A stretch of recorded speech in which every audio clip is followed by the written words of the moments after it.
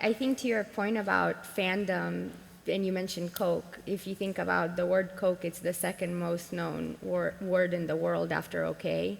So I think the reason Okay. that's a fact. Yeah. The reason I say that is because you mentioned Coke tapping into communities and tapping into cultures, but as we do that, we also have to be mindful that we've built our own community and our own culture as well.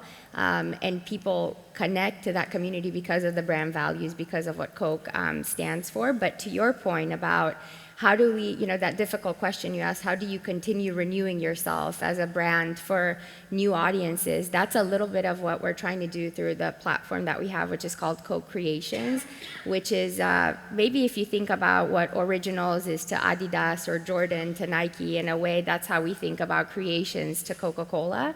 It's a culture-led, culture-first innovation platform where we're taking a lot more risk and stretching the brand and the product in ways like we haven't done before. We made a space-flavored Coke. Very soon we're about to launch a mostly yellow Coke. That I can say that much here today. And Minions edition. You had that already. And to the question you had about K-Wave, K-Wave was inspired by, well, first, Coke and music have always been associated. Historically, music is a big priority for us today. We have a global platform called Coke Studio, but we've been watching the incredible K-Wave phenomenon, K-pop. You mentioned BTS. There are so many other incredible groups. You can look at any major music festival, and there's usually K-pop in the lineup. And so we wanted to understand what's made K-pop what it is, and in the end, it turns out actually is the fans. I mean, you can watch teens watch documentaries of fans just going to the places where their idols go to take a picture at the table where their favorite BTS member ate lunch, So it's incredible when you see that type of passion, that type of love, and so we wanted to celebrate that and add something to that community that hopefully can bring something unique, something different, and so we launched a limited edition product, but with it we created original music, and we created an AI-driven experience where fans could actually customize a music video with their avatar, with different Easter eggs, so they could hold on forever to a massive cultural moment, but within their own kind of world, which is really, really exciting. So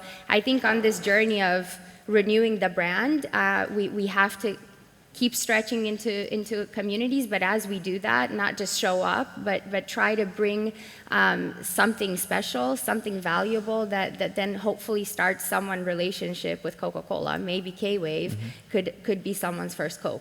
I mean, that's something interesting that you mentioned in our conversation earlier, that obviously there is a commercial goal behind all of this, besides like just building the brand. So in the case of K-pop, it's also, you mentioned that there's a quite significant number of people who were not yet consumers of Coke.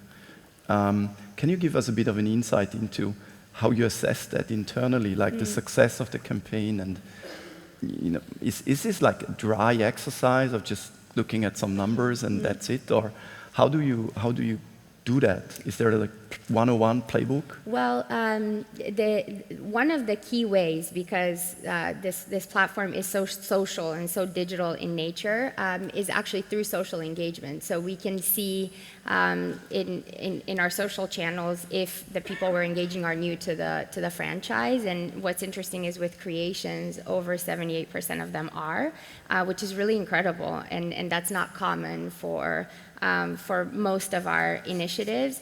And so it's great that we're basically starting the relationship. Then the challenge is how do you continue it, and through whether it's first party data or other vehicles where we can kind of track and keep re-engaging people. We want to keep building deeper and deeper moments so that relationship strengthens.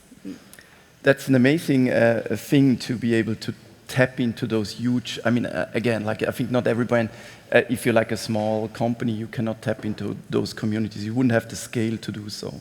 So Tosh, maybe you can give us a bit of an insight into your work that you do with Dunkin. And I mean, you're not only working with just one brand, but like obviously many, and you shape many of them. And I would love to hear a bit of your insights into where does it all start? I mean, if a brand like Dunkin comes to you, it was actually back in 2018, I believe. Yeah, I mean, it feels like a million years ago. It feels like a million years like ago. a lifetime ago. When they were still called Dunkin' Donuts, right? That's right. Unfortunately, I live in the Northeast, and so I have young children, and they want to go to Dunkin', but they want to go to Dunkin' Donuts, and I'm like, did you not know that we dropped the donuts? It didn't arrive with them. We renamed America, runs on Dunkin', and the boys are not interested in what I do or any of that. They're like, can we have a donut? I'm like, no, your mother won't let you have donuts. So that's my experience from 2018 to now, is my fandom is a 2-year-old and a 4-year-old who want the donuts. But it is a very, I mean, it's an old story for us. What's interesting about it for this is in the Northeast of the United States, it's like a religion. I read about this, that it's like such crazy. A big thing in Northeast of, and so of the US, we right? had to, this is probably one of the most potent experiences we had in the last decade on fandom. And it's because people really love this brand in a way that is irrational. And they're everywhere. They're on every single corner. And they're from Boston, and Boston's not known for its, you know, they're special about their sports. Rough around the corner. Yeah, they're very engaged in what they like and what they don't like. That's a good way to say it. There we go. They were actually sponsoring they were very present at the last Super Bowl, right? Dunkin' Donuts? Yeah. Dunkin'. Either way, yeah, I don't know. The experience with them was interesting because the story was, how do you take it from a donut brand to a coffee brand to a brand that people want to engage with. And the goal of the CMO at the time was, we're the second biggest purveyor of coffee in the US. We want to be known for coffee, but also we want to be involved with culture.